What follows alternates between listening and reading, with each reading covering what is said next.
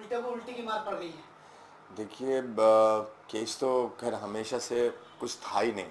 तो मेरे हक में होना या ना होना तो मतलब केस तो कुछ था ही नहीं। तो जो अगर केस मेरे हक में तब होता जब मैंने कुछ किया होता, तो और जिससे कि मैं बच रहा होता।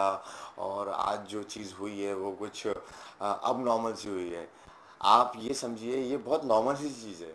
जो मैंने उस लड़की के बारे में पहले स्टेटमेंट दिए हैं कि जो आज आज भी जैसे कई लोगों ने राइटअप लिखे हैं या कुछ लोग बता रहे थे कि वो एक्ट्रेस हैं, वो 22 साल की हैं, ऐसा है वैसा है। मैं why am saying all this कि मैं अभी भी लोगों को ये बताना चाहता हूँ कि जो अभी भी लोगों को पता चल रहा है वो बहुत झूठ है।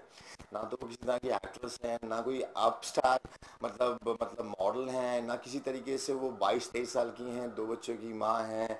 और मतलब आप इमेजिन कर सकते हैं, एक बच्चा 11 साल का और दूसरी लड़की कुछ 12-13 साल की है। मतलब ये जितनी भी चीज़ें जो अभी तक बताई गई हैं मीडिया में वो सब झूठ है।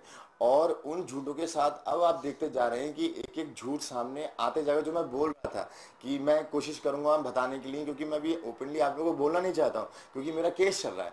कानूनी तौर पे मैं बोल नहीं सकता हूँ, बट आप देख लीजिए कि मेरा लक ऐसा है, या वो उनकी हरकतें जो हैं वो इतनी घटिया पहले से ही नहीं है। वो जो मुझे भी उन्होंने फंसाया है ना, वो एक इतनी गंदी हरकत में फंसाया है, क्योंकि उनका काम ही इस तरह का कुछ है जो मैं ओपनली नहीं बोलना चाहता हूँ आज भी।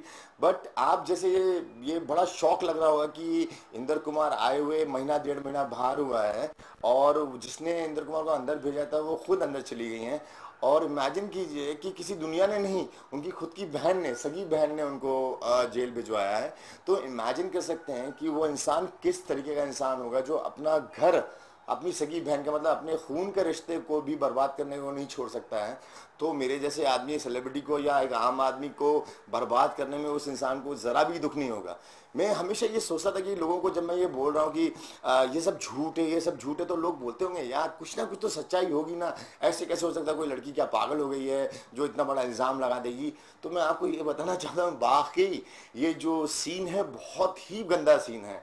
एंड जो बैकग्राउंड है उस लड़की का, या जो मतलब जहाँ से मतलब ये सब चीज़ें मतलब पैदा हुई हैं मेरे बारे में, जो केसेस हुए हैं, ये केस बनाया गया है या बनाया गया है, वो इमेजिन कर सकते हैं आप कि वो इतना घटिया लेवल का मतलब उनकी सोच है।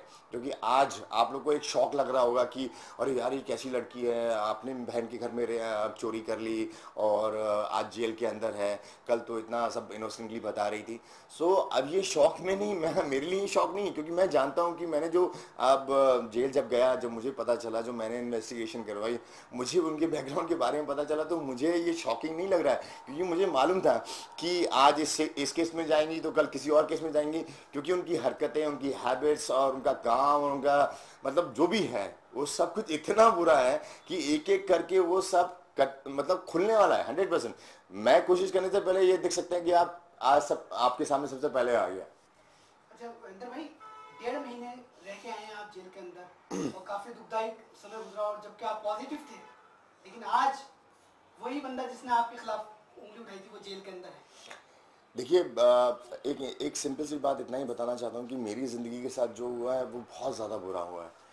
और एक एक आम इंसान के साथ ये चीज़ होना, जो मैं हमेशा मतलब कहना चाह रहा था, जो मैं निकलने के बाद भी मैंने कहा कि यार एक इंसान को मतलब चोरी चकारी मतलब मार पीट मतलब इन सब इल्ज़ामों में अगर वो जेल काट के आए ना तब भी चलता है। पर ये रेप, जिस जो एक वर्ड है ना, इतना